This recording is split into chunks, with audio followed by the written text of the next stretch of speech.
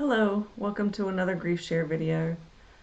I just wanted to repeat real quick kind of what I was saying in my last grief share video.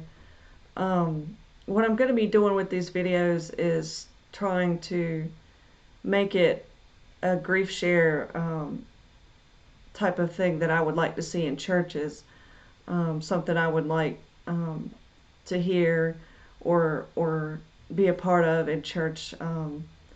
And they do have a grief share group in church, but it's just not the content I was looking for. So that's what these videos are going to be, more of like what I would like to hear in there, and some of my own experiences, of course. But I just kind of wanted to remind anybody if they didn't see the first video. So today on my grief share video, I'm going to be talking about the 5 stages of grief, and I have them. I'm going to read them for you. And it's debatable about the 5 stages, of course.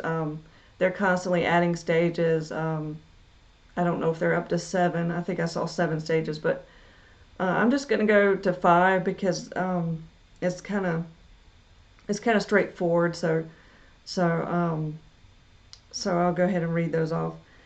The 5 stages are denial, anger, bargaining, depression, and acceptance.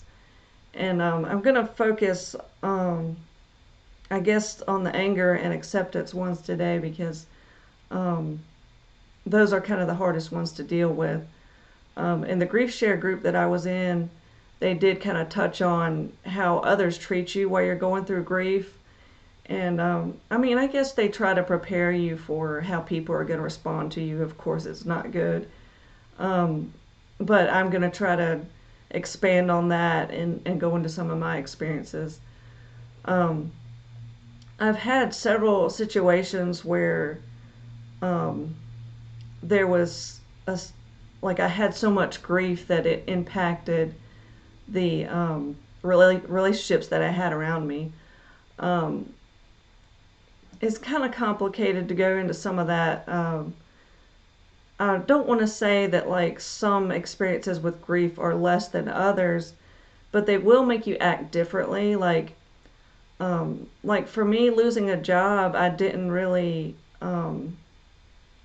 take it out on people as much as like when I lost, I guess, a person I had been with. I had dated somebody for 5 years, and it was a very significant relationship to me. And once I got out of that relationship, I was very destructive and took a lot of things out on other people. But when I lost a job, I wasn't like that. So anyway, I just wanted to kind of compare those experiences. So I'm gonna try to focus on the ones where you might be taking things out on other people, and it probably looks different for everybody, but I'm just gonna focus on mine.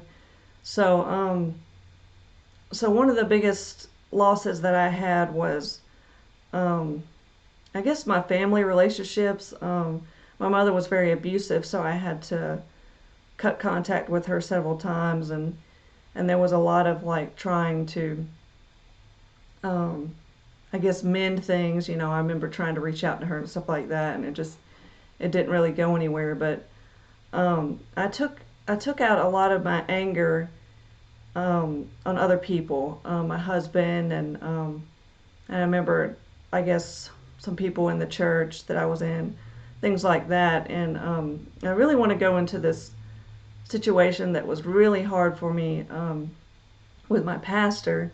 We were having like a Tuesday night discussion type thing, and I remember, I guess his wife was the one that asked me how my Christmases used to go, and initially I didn't have a very good answer. So, excuse me, I came back next week and tried to answer the question better.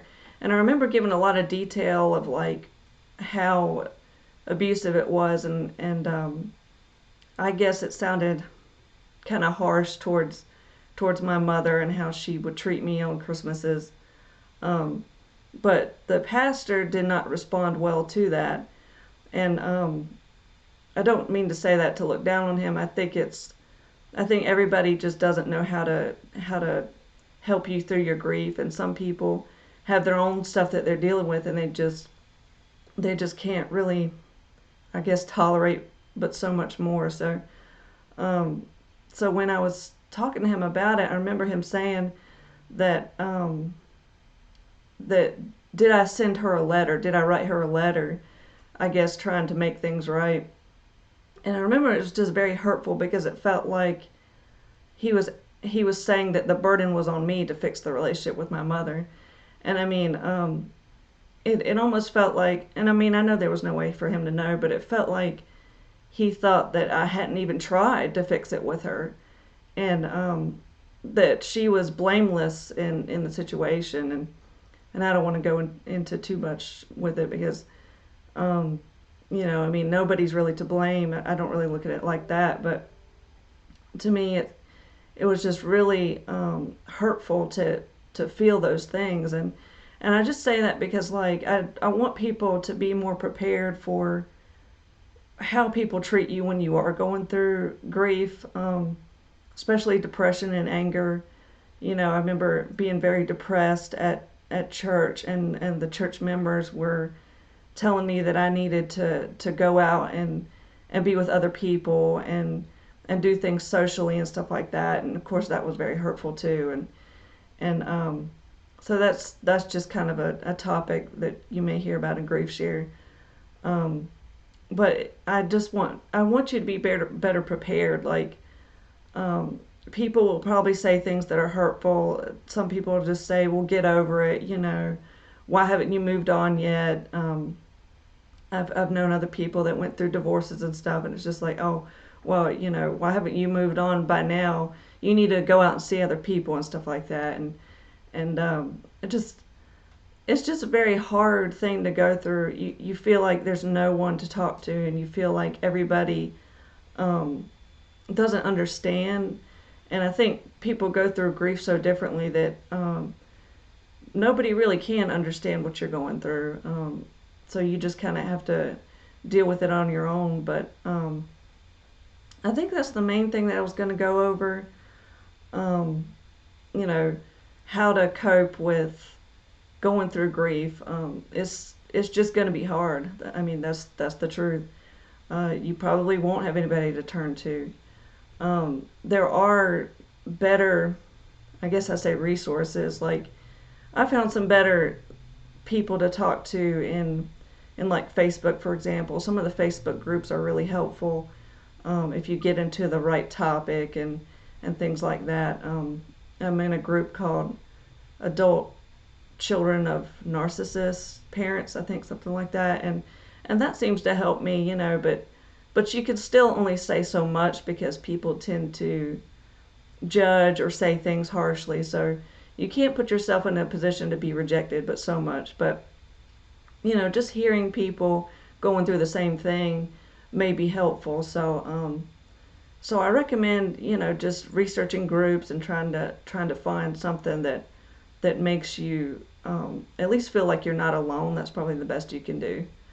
So I'm gonna go ahead and end it right there, and I thank you for watching, and I'll be making videos in the future. Thank you.